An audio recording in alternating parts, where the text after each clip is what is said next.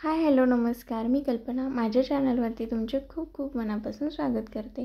आज आपण तळणीच्या मोदकाची रेसिपी बघणार आहोत. तर इथे मोदकाचं वरचं आवरण बनवण्यासाठी आपण इथे 1 वाटी इतकं गव्हाचे पीठ घेतलेलं आहे.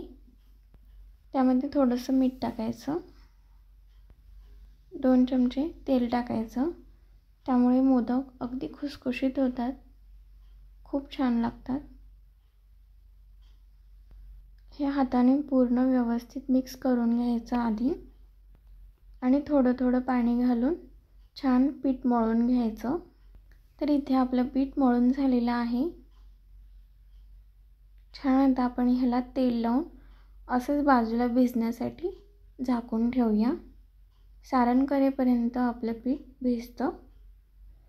तर इथे मी पॅनमध्ये तूप टाकलेलं आहे आणि एक खोबरं घेतलेलं आहे, ज्याची ओलं खोबरं आहे पण मी साल काढलेली नाही वरची.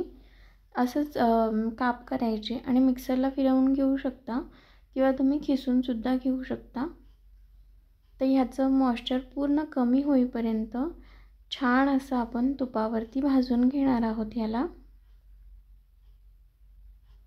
त्यामुळे खोबरेसुद्धा खूप छान भाजलं जातं आणि त्याला चवसुद्धा खूप छान येते. तसे तुपावरती व्यवस्थित भाजून घेऊया. तर आपलं खोबरं भाजून झालेलं आहे. ह्याच्यामध्ये आपण 1 वाटी गूळ टाकणार आहोत.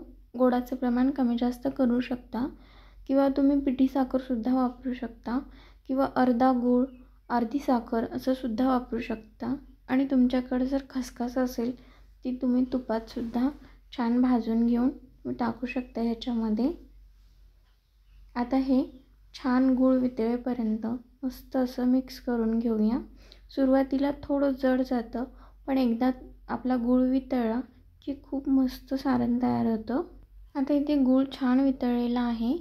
त्यामध्ये थोडेसे काजू बदामचे काप टाकलेले आहेत. आता हे सुद्धा मिक्स करून घेऊ शकता. तर इथे आपलं सगळं मिक्स करून झालेलं आहे. तर आपण गॅस बंद करून सारण थंड होण्यासाठी बाजूला ठेवून देऊया. कारण हे खूप वेळ सारण आपण अजून परतवत राहिलो तर सारण कडक होतं. त्यामुळे थोडा वेळ परतवून छान सगळं वितळलं की आपण हे थंड करण्यासाठी बाजूला ठेवूया. तर इथे पीठसुद्धा आपलं व्यवस्थित असं भिजलेलं आहे. तर आता आपण मोदक करायला घेऊया. परत एकदा छान असं मळून घ्यायचं.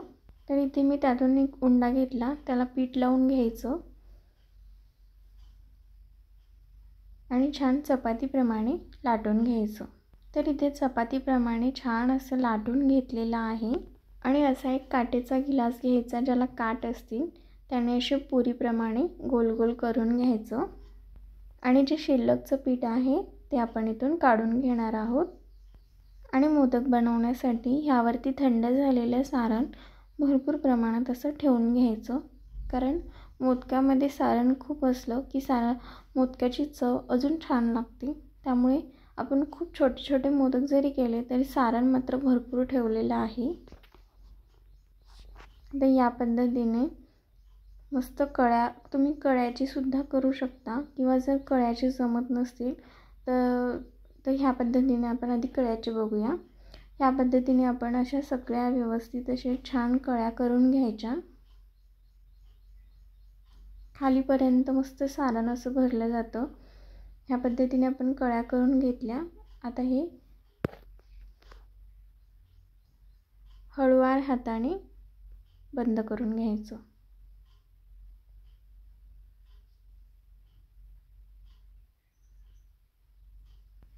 तर ह्या पद्धतीने असं बंद करून घ्यायचं. तुम्ही बघू शकता छान असा छोटासा मोदक आहे आणि मस्त सारण आणि खूप छान भरपूर प्रमाणात सारण टाकलेलं आहे. खूप छान असं सारण बसलेलं आहे. तर इथे आता आपण पहिल्यांदा जो बघितला कळी कशी करायची. आता बघूयात आपण छान असं आपण जसं साडीला निऱ्या घालतो त्या पद्धतीनं असं थोड्या थोड्या अशा प्लेटी पाडायच्या. आणि आधीच सारण असल्यामुळे त्यामुळे नंतर असं सारण टाकण्याची आपल्याला गरज भासत नाही. आणि ह्या पद्धतीने मस्त आता घड्या पाडून घेतल्या. आता हे बंद करून घ्यायचं. तर इथे ह्या पद्धतीने आपण मोदक बंद करून घेतलेला आहे. तर तुम्ही कोणतीही पद्धत वापरू शकता. मोदक हे सुरेखच दिसतात. कळ्यांचे मोदकसुद्धा करू शकता किंवा अशा घड्या पाडूनसुद्धा तुम्ही मोदक करू शकता. मोदक खूप छान दिसतात. तर ह्याच प्रकारे आपण सगळे मोदक बनवून घेणार आहोत. तर ह्या प्रकारे आपण सगळे मोदक बनवून घेतलेले आहेत. तर हे आपण तळून घेऊया. इथे मी कढईमध्ये तेल गरम करण्यासाठी ठेवलं होतं. तेल छान गरम झालं की त्याच्यामध्ये आपण हे एक एक करून मोदक टाकून घेणार आहोत. एका वेळी खूप जास्त अशी गर्दी करायची नाही. अगदी 2 ते 3 किंवा 4 ते 5 आपण मोदक टाकून घेऊ शकतो. इथे मी 4 ते 5 ते 6 मोदक टाकलेले आहेत. छान असं वरतून तेल सोडायचं जेणेकरून मोदक छान असे फुलले जातात आणि वरतून सुद्धा एकसारखे असे तळले जातात. आता हे असे मिक्स करून घ्यायचे, म्हणजे हलवत राहायचं, खूप हळूवार हाताने हलवायचं, एकसारखे ते तळले जातात. तर इथे छान असा गोल्डन कलर आलेला आहे आपल्या मोदकाला. आपले मोदक मस्त तळून झालेले आहेत. तर हे आपण काढून घेऊया. ह्या पद्धतीने सगळे मोदक आपण तळून घेणार आहोत. आपली दुसरी बॅचसुद्धा ह्याप्रमाणे तळून झालेली आहे. तुम्ही बघू शकता मस्त असे मोदक झालेले आहेत आपले.